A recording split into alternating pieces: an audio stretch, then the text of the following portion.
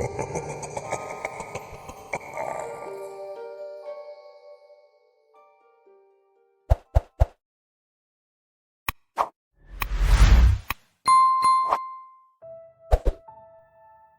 about 10 years now, I've been a ranger in the Okefenokee Swamp Park. It's the largest blackwater swamp in the entire United States and takes up a good chunk of southeast Georgia. The place is massive, home to all kinds of wildlife from foxes to alligators to the occasional bear. Over the years, I've found that it's not only wildlife that inhabits these swamps though. There's something else out here, not human of course, but the swamp hides its fair share of secrets from the world beyond its waters. One of my earliest memories was during my first year as a junior ranger. I was young, maybe 25 or so when I got the job, and they were drip feeding me new duties as the days went by. Eventually I got to the point where I could do patrols myself if there was anything that needed to be checked on, and they finally gave me the keys to the fan boats we would use to get into the deeper parts. That's what gave me my first scare.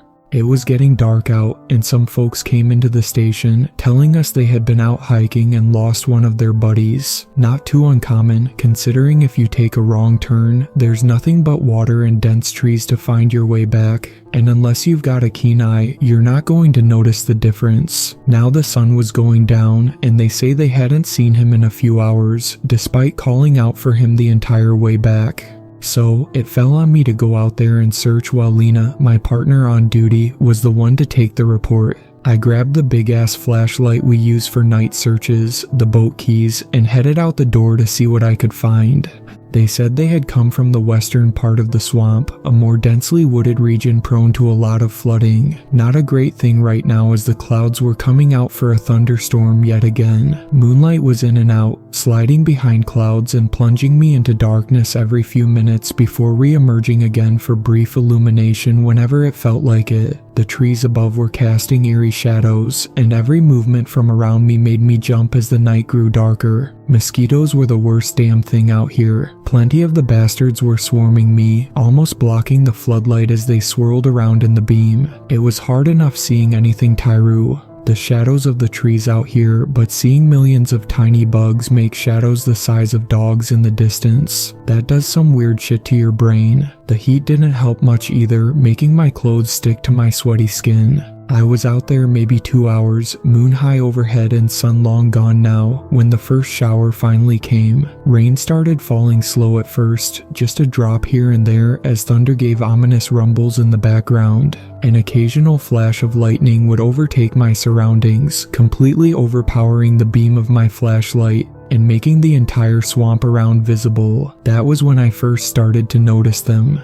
It looked like people at first, hiding behind trees, obscured in shadows and branches to keep from being seen. Some were taller than others, some a bright, sun-bleached white, while others appeared covered in mold and dirt. The first one I barely caught in the light as it ducked back behind a tree, long white fingers on one hand being the only thing I saw before they slipped back into the darkness behind it. I saw another one 10 minutes later, though this one was much more clear. It was in the middle of the trees, partially submerged in some of the water and muck below. From the waist up, there was a mostly decayed body, stripped by the bugs and weathered down to the bone already, ribs holding rotten ribbons of flesh on them. It disappeared as quickly as my light hit it, one rotting eye still staring at me from its skull as it submerged under the water, leaving me shaking in fear. Despite trying to get a message back to Lena, I didn't have any signal going through on my walkie. I was finally around the space where they said they had lost their friend, and I started yelling for him, despite how scared shitless I was. Everything I had seen up to that point I was able to just rationalize, I guess. It was my first time out in the swamp on my own, especially this late at night, and the weather wasn't helping my nerves.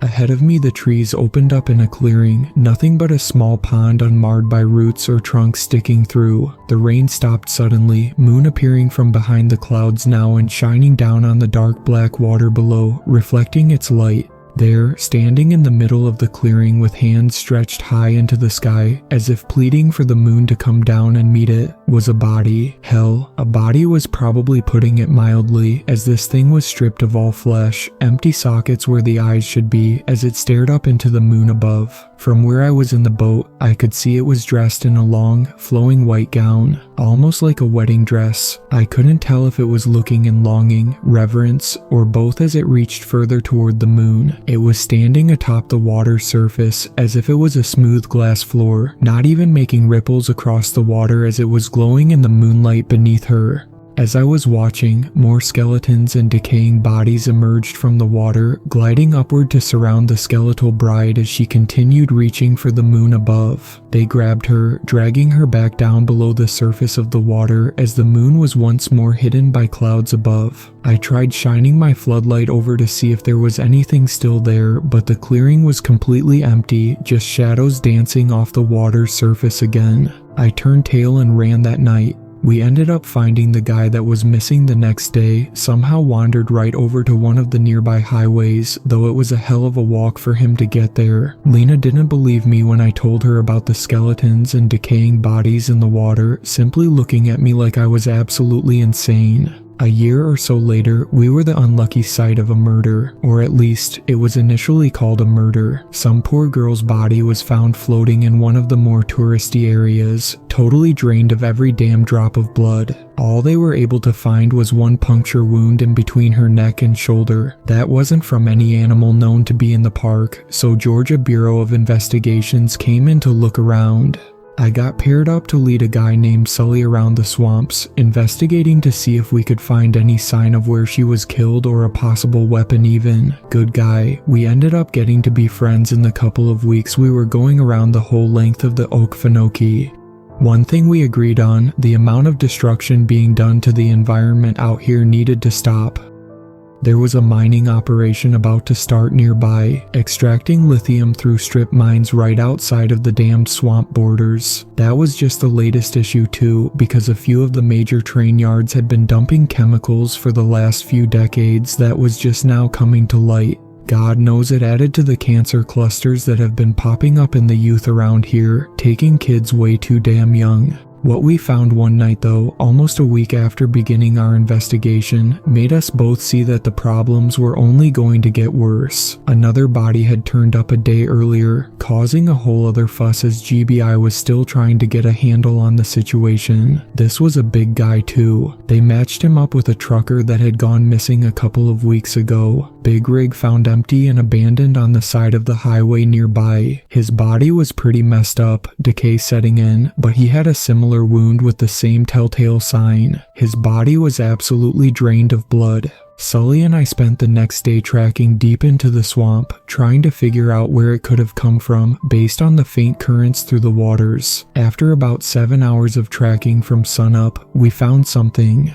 A shallow clearing in the middle of the northeast quadrant, tons of trees clustered around it that kept it mostly closed off, but a small gap between that became a floodgate essentially when it rained. We theorized that was what was letting the bodies loose, allowing them to drift over to the more populated areas of the swamp where they would be found.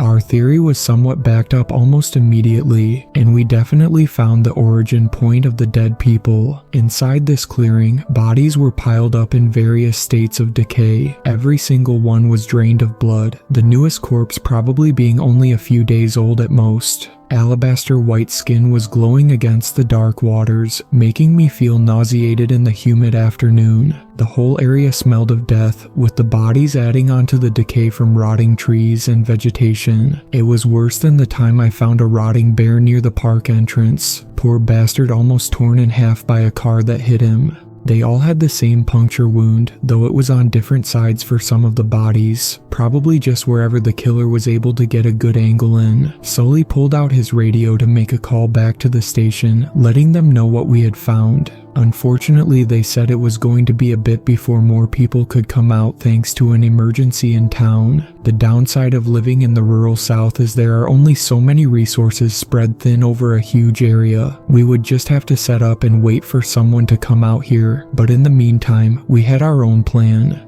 In the off chance the killer returned, we parked our boat a little ways away downstream, anchoring it to a nearby tree out of sight. Then we got out, waders and boots on, to keep from getting totally soaked as we made our way back toward the small clearing. The sun was getting low, and we knew we would have to take a position soon to make sure nothing took us by surprise. There was a little luck on our side though, because one of the old ranger outposts was nearby, a small, rotting cabin built up on rickety platforms. We crammed ourselves in, getting ready for what could be a long night. Maybe 2 hours passed with nothing. I think I ended up falling asleep on one of the rusty folding chairs left in the outpost. The place was bare, an old landline phone hanging on one wall, a small desk in the corner, and one dingy light bulb hanging from the ceiling. Damn thing didn't even work, and there probably wasn't any power coming in here anyway. Sully got outside and looked around for a little bit while I was snoozing inside, and when he woke up, showed me the reason we didn't have power. The small post stringing wire along for electricity was ripped out of the ground, nothing but a frayed wire still hanging loose above the water. No doubt that was a major safety hazard, but it's not like anyone ever came out this far. We started checking the further reaches of the swamp a lot more often after this situation, hoping to avoid another pile of bodies coming up like it did. The sun was gone in the sky by the time we realized our serial killer was much worse than some awful human. Sully had a fancy pair of night binoculars and we were trading off back and forth, watching the spot to see if anyone was coming. Hell, we were scanning the entire damn area, desperately trying to see anyone coming up before they actually got too close. That way we could get a better look. Our worst fear was that they would come up to their dumping spot with another body to get rid of, probably drained of blood again.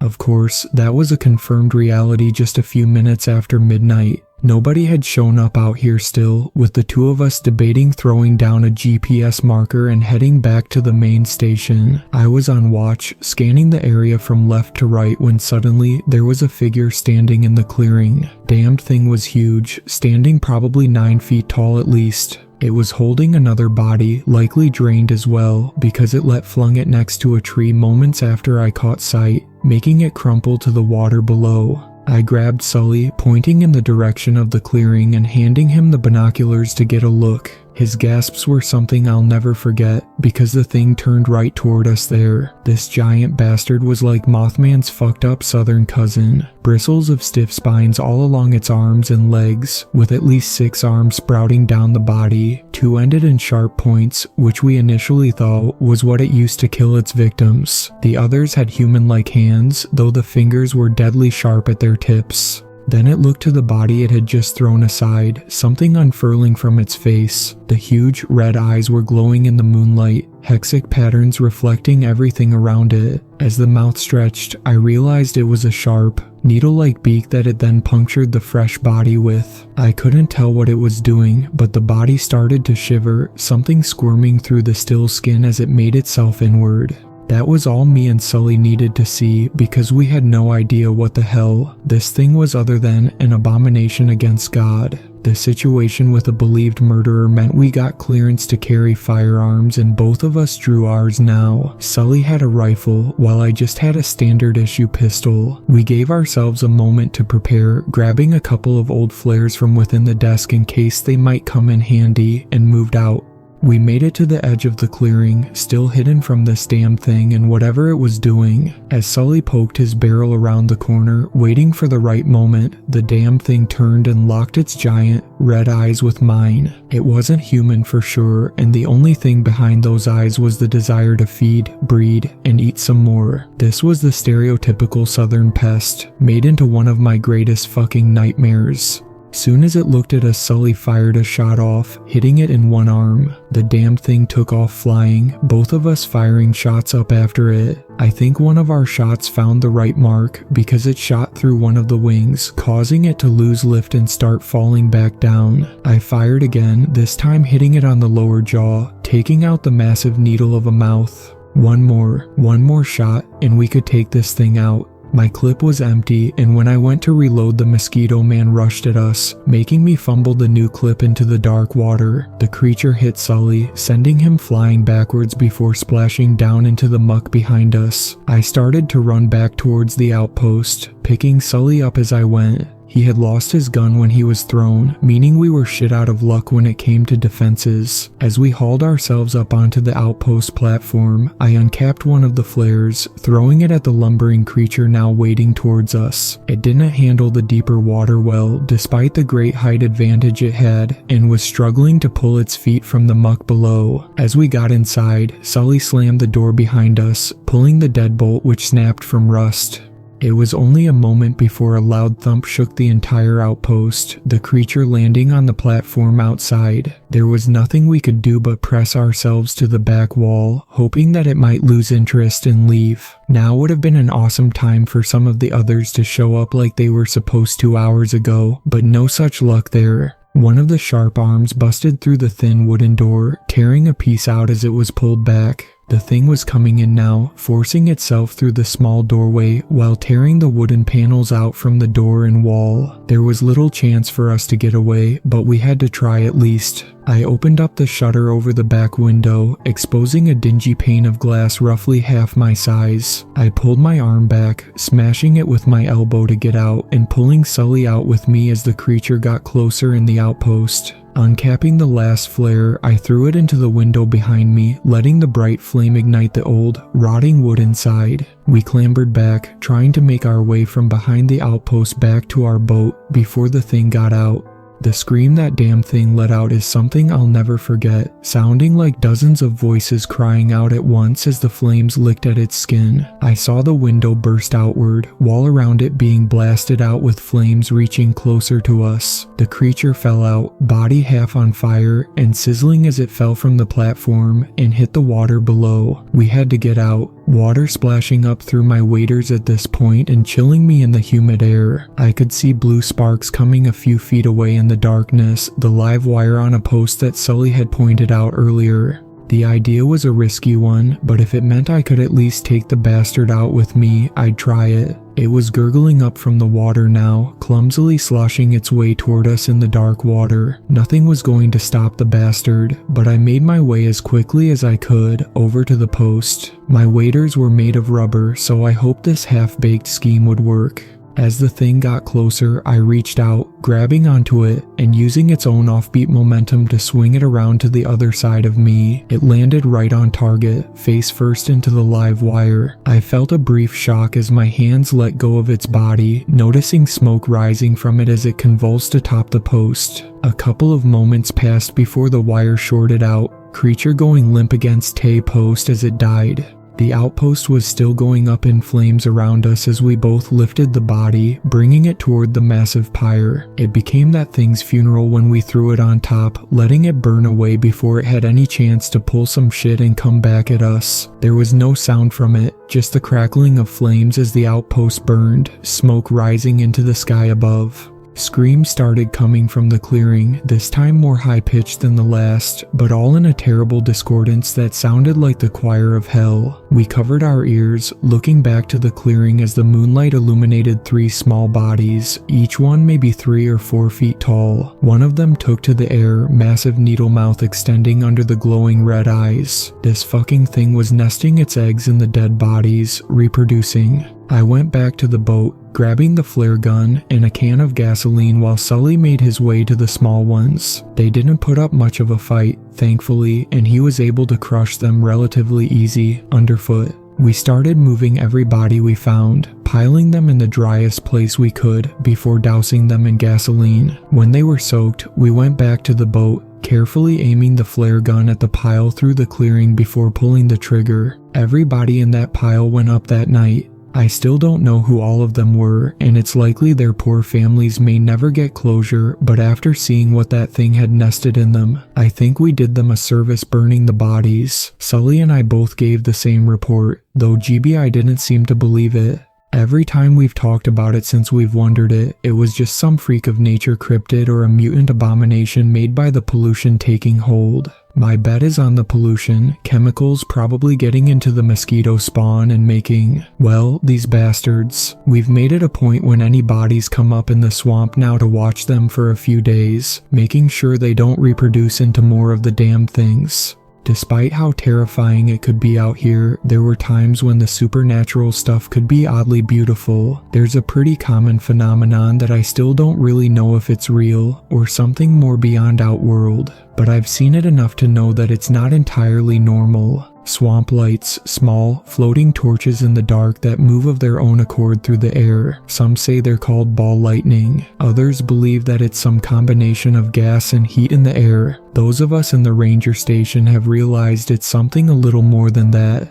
This was something we would see probably every other week. Just faint glows in the distance from our outpost, or even along the tree lines while we were out on patrol. There was no telling where they would turn up, but we knew if they were out there, we had some searching to do. Every time a swamp light popped up, floating above the water, it was like a beacon guiding us to something. That something was, unfortunately, usually a body of someone who got lost, or just wandered into the wrong area. They're not even terrifying, but more just sad. Every time we would see one, it was a sign to get out the nets and drag the water. Granted, that wasn't always the case, and we think some were just stray spirits left to wander, unable to move on even after their bodies were taken for burial. I think they got lonely sometimes too, just floating out there in search of someone, something, to actually acknowledge that they were once there. One night when I was out on the main station platform, I looked off into the trees to see what almost looked like Christmas lights blinking in and out, but way larger than any of the fireflies that were out here. That sent a bad feeling down my spine, hoping that I wasn't about to stumble upon a mass grave or anything. The lights were just there though, zipping over the water and, if I'm right, chasing each other in play. We dredged the area the next day, but no bodies came up. All I can assume is that they were just lost souls who finally met up with each other, finally enjoying a little company after so long searching in the dark. My last encounter was 2 years ago. Since then I've mostly retired to life as a desk jockey, taking my leave of having to wander the muck out there. It was bright out, midday, and I was out doing some land survey work to make sure local wildlife wasn't being overtaken by some invasive flora we'd had popping up. I was near one of the nicer outposts, this one with some air conditioning and a couple of amenities for anyone that needed them, when I decided to take a break for lunch. Considering fall was coming, I decided to eat my lunch out on the platform and look out at everything. Nature out here was beautiful, with every shade of green imaginable playing off the sunlight high in the sky. Think I ended up sitting there for an hour after I finished eating, just taking in the peace of it all and watching alligators float lazily along in the water beyond. I was zoning out, looking at one of the nearby tree banks a couple dozen meters away, when it began walking through the background where I was staring. This thing was tall, hell, even taller than the mosquito creature, at around 12 feet by my best estimation. It was built like a 10-ton brick shithouse too. Damn thing looked like it could lift a truck if it needed to. Dark brown fur was matted up and down its body, with small, beady eyes staring out above an elongated snout. Ferocious teeth curled down out of its lip from top and bottom, saliva dripping from them. As it traversed the mud across the way, I could see sharp claws gripping trees as it hopped from bank to bank, leaving deep furrows in the bark as it went. I don't know if I made a sound or if it just smelled me, but it stopped dead in its tracks and turned, looking right at me. A howl like I've never heard before ripped through the air before it tore into the water, splashing toward me on the platform. I was up and inside so fast I shook the entire outpost when I slammed the door, and it shook the whole place again when it bashed up against it. I pulled the deadbolt and chain on the door, hoping to whatever god there was that it wouldn't break through. It kept beating at the door, terrible claws ripping at the other side trying to get in. I don't know what it wanted with me or if I was just unlucky enough to be in the wrong place at the wrong time. The beating on the door stopped suddenly, heavy, plodding footfalls walking around the outpost platform looking for another way in. I didn't have any time to waste, staying out here as long as I had taught me that sometimes it was best to defend myself first, no matter what danger it posed to the wildlife. I ran toward the gun locker, pulling out the pump shotgun inside and loading in 2 shells before cocking it. The monster threw itself against the opposite wall from me, desperately trying to break it down to get in. I could hear the ferocious growls constantly, like a rabid dog desperately trying to bite whoever would come near enough. It was about to pass in front of the window now, and I knew I only had one chance to get this right, or I may die out here. I raised the gun to my shoulder, taking aim square at the window and holding my breath, finger on the trigger. The creature suddenly ran from the side, slamming a massive claw against the window to break it open. As it began climbing through to get me, I fired off the first shot, catching it right in the left shoulder. I pumped the gun again, pulling it back up to my throbbing shoulder. The kickback on this thing was more than I was used to, and I was going to be sore for the next damn week afterwards. It still tried coming at me again, but I fired off the second shell, quickly ejecting it and pulling more out to reload. The shot peppered the thing right in the face, blowing off some of the skin around its skull. Despite all that, eye now staring at me unable to close, and half of its mouth fixed in a wicked snarl, tears of flesh hanging from the side, it turned tail and ran off. Explaining the broken window and huge gashes on the door was surprisingly easy. We all had an understanding at this point that weird shit happens out there, and sometimes the place just needed some repairs when wildlife got uppity or bad weather happened. Most of the official expense reports mentioned bad weather, but on occasion we would have fun with them, making up random bullshit to send off to the state auditors. Not like they were going to come out here and check on it themselves. I haven't seen the damned son of a bitch since, thank God. I have heard some of the younger rangers tell tales of howling late at night and seeing a massive creature walking through the trees just beyond the shadows of what they could see. Shining a light on it only causes bright green eyes to reflect back when they see it, and that's usually all it takes for them to turn tail and run. I still work here, but like I said, I stick to the desk jobs now. The younger folk can go out and deal with all the craziness the Okefenokee has to offer. I'll stay right here in the air conditioning.